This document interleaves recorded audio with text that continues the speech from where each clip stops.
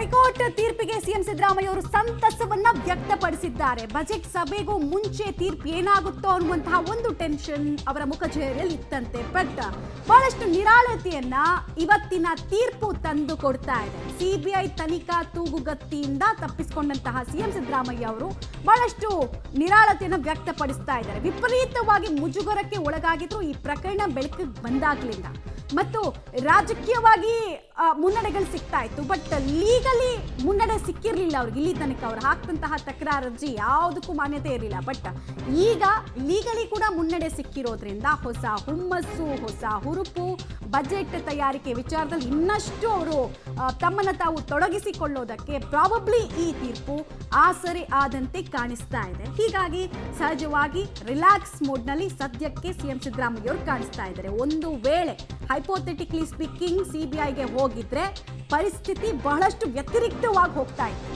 CBI ತನಿಖೆ ಅನ್ನೋದು ಎಷ್ಟು ದೊಡ್ಡ ತಲೆನೋವು ಅಂತ ನಾವು ಅರವಿಂದ್ ಕೇಜ್ರಿವಾಲ್ ಕೇಸ್ನಲ್ಲಿ ನೋಡಿದ್ವಿ.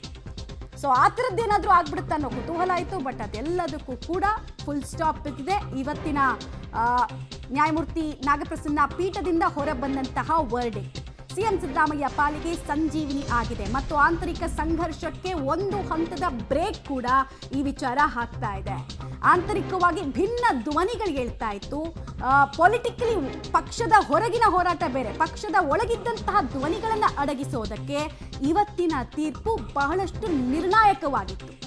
ಹೀಗಾಗಿ ಸಿಎಂ ಸಿದ್ದರಾಮಯ್ಯ ಬಹಳಷ್ಟು ರಿಲೀಫ್ ಮೂಡ್ನಲ್ಲಿ ಕಾಣಿಸ್ತಾ ಇದ್ದಾರೆ ಅನ್ನೋದ್ರ ಡೀಟೇಲ್ಸ್ ಇದೆ. ಡೀಟೇಲ್ಸ್ ಕೊಡ್ತಾರೆ ರವೀಶ್. ಸಿಎಂ ಸಿದ್ದರಾಮಯ್ಯ ಅವರು ಬಹಳಷ್ಟು ರಿಲ್ಯಾಕ್ಸ್ ಮೋಡ್ಗೆ ಜಾರಿದ ಹಾಗೆ ಕಾಣಿಸ್ತಾ ಇದೆ ಅನ್ನೋದ್ರ ಡೀಟೇಲ್ಸ್ ಕೊಡ್ತಾ ಇದ್ರಿ. ಉಳಿದಂತೆ ಏನೇನು ಮಾಹಿತಿ ಇದೆ? ಮಮತಾ, ಪ್ರಮುಖವಾಗಿರ್ತಕ್ಕಂಥದ್ದು ಬಜೆಟ್ ಸಭೆಯನ್ನ ನಿನ್ನೆಯಿಂದ ಆರಂಭಿಸಿದ್ದಾರೆ. ಅಂದ್ರೆ ಪೂರ್ವಭಾವಿಯಾಗಿ ಎಲ್ಲಾ ಇಲಾಖೆಗಳ ಸಚಿವರು ಇವತ್ತು ಒಂದು ಹೈಕೋರ್ಟ್ ನಲ್ಲಿ ಆದೇಶ ಬರ್ತಕ್ಕಂಥ ಹಿನ್ನೆಲೆಯಲ್ಲಿ ಬೆಳಿಗ್ಗೆಯಿಂದಲೂ ಕೂಡ ಮುಖ್ಯಮಂತ್ರಿ ಸಿದ್ದರಾಮಯ್ಯ ಟೆನ್ಷನ್ ನಲ್ಲೇ ಸಹಜವಾಗಿ. ಅಂದ್ರೆ ಸಿಬಿಐ ಕೊಟ್ಟಂತ ಸಂದರ್ಭದಲ್ಲಿ ಕಾನೂನು ಹೋರಾಟ ಮತ್ತು ರಾಜಕೀಯ ಹೋರಾಟ ಹೇಗಿರಬೇಕು ಅಂತ ಸಹಜವಾಗಿ ಮುಖ್ಯಮಂತ್ರಿ ಆಗಿರ್ತಕ್ಕಂಥಕ್ಕೆ ಟೆನ್ಷನ್ ಇದ್ದೇ ಇರುತ್ತೆ.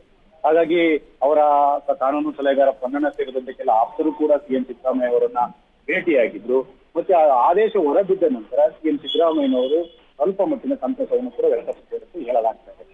ಯಾಕೆಂದ್ರೆ ಸಿಬಿಐಗೆ ಹೋದಂತಹ ಸಂದರ್ಭದಲ್ಲಿ ಇನ್ನೊಂದು ಕಡೆ ಬೇರೆ ರೀತಿಯ ಟರ್ಮ್ ತೆಗೆದುಕೊಳ್ಬಹುದು ಅನ್ನೋ ಒಂದು ಆತಂಕ. ಇದರಲ್ಲಿ ಸಿಬಿಐ ಕೊಡ್ತಕ್ಕಂಥ ಅಂಶ ಏನು ಇರಲಿಕ್ಕಿಲ್ಲ ಅನ್ನೋದು ಒಂದು. ಜೊತೆಗೆ ಲೋಕಾಯುಕ್ತ ಸಂಸ್ಥೆ ಏನು ಇನ್ವೆಸ್ಟಿಗೇಷನ್ ಮಾಡ್ತಾ ಇದೆ ಅದರ ಮೇಲೆ ಕೂಡ ಒಂದಿಷ್ಟು ಫೇತ್ ಇರಬೇಕು ಅನ್ನೋದು. ಅಲ್ಲಿ ನಾವು ಇಂಥ ಸಂದರ್ಭದಲ್ಲಿ ಒಂದು ಇನ್ಸ್ಟಿಟ್ಯೂಷನನ್ನು ಮಾಡಿದ ಮೇಲೆ ಆ ಇನ್ಸ್ಟಿಟ್ಯೂಷನ್ ಮೇಲೆ ಒಂದಿಷ್ಟು ವಿಶ್ವಾಸ ಬೇಕಲ್ವ. ಹಾಗಾಗಿ ಲೋಕಾಯುಕ್ತ ಸಂಸ್ಥೆಯ ಮೇಲೆ ಕೋರ್ಟು ವಿಶ್ವಾಸವನ್ನು ಇಟ್ಟು ಈ ರೀತಿ ಆದೇಶ ಮಾಡಿದ್ದಾರೆ ಅಂತೇಳಿ ನಾನು ಹೇಳ್ಬೋದು. ವರದಿಯನ್ನು ಹೈಕೋರ್ಟ್ ಅಂದ್ರೆ ತನಿಖೆ ಸರಿಯಾಗಿ ಆಗಿದೆ ಅನ್ನುವಂತ ಅರ್ಥ ಅಲ್ಲ, ಅವರು ಆ ದೃಷ್ಟಿಯಿಂದನೇ ಹೇಳಿರ್ತಾರೆ. ನೀವು ಯಾವ ರೀತಿ ಲೋಕಾಯುಕ್ತ ವರದಿ ಸರಿ, ಎಕ್ಸ್ಟರ್ನಲ್ ಇನ್ಫ್ಲೂಯೆನ್ಸ್, ಯಾವುದೇ ಥರದ ಹಸ್ತಕ್ಷೇಪ ಇಲ್ಲ. ಕರ್ನಾಟಕ ಸರ್ಕಾರ ಆಗಿರ್ಬೋದು, ಬೇರೆಯವರಾಗಿರ್ಬೋದು, ಅಥವಾ ಹೈ ಲೆವೆಲ್ ಪಬ್ಲಿಕ್ ಫಂಕ್ಷನರೀಸ್ ಆಗಿರ್ಬೋದು, ಅವರು ಲೋಕಾಯುಕ್ತದಲ್ಲಿ ಇಂಟರ್ಫಿಯರ್ ಮಾಡೋಕ್ಕಾಗಲ್ಲ. This instils public confidence. ನಮ್ಮ ಸುಪ್ರೀಂ ಕೋರ್ಟ್ ಆಗಿರ್ಬೋದು ಅಥವಾ ನಮ್ಮ ಕೋರ್ಟಿನ ಡಿವಿಷನ್ ಬೆಂಚ್ ಆಗಿರ್ಬೋದು ಇದ್ರ ಬಗ್ಗೆ ಸುದೀರ್ಘವಾಗಿ ಚರ್ಚೆಯನ್ನು ಕೂಡ ಮಾಡಿದ್ದಾರೆ. ಒಂದು. ಮೂರನೇ ಅಂಶ, ನಮ್ಮ ಕೇಸಿಗೆ ಸಂಬಂಧಪಟ್ಟಂತೆ ರೆಕಾರ್ಡ್ಸನ್ನು ನೋಡಿ, ಲೋಕಾಯುಕ್ತ ತನಿಖೆ ಮಾಡ್ತಾ ಇರುವ ಪ್ರಕ್ರಿಯೆಯನ್ನು ನೋಡಿ, ಇದರಲ್ಲಿ ಯಾವುದೇ ತರಹದ ಲೋಪದೋಷಗಳಿಲ್ಲ. It's not flimsy, it is not partisan. ಮತ್ತು ಇದು CBIಗೆ ಟ್ರಾನ್ಸ್ಫರ್ ಮಾಡುವಂಥ ಯಾವುದೇ ಥರದ ಅವಶ್ಯಕತೆ ಇಲ್ಲ. ಲೋಕಾಯುಕ್ತ ಅವ್ರ ಕೆಲಸವನ್ನು ಸಮಗ್ರವಾಗಿ ಮಾಡ್ತಾ ಇದ್ದಾರೆ ಅಂತ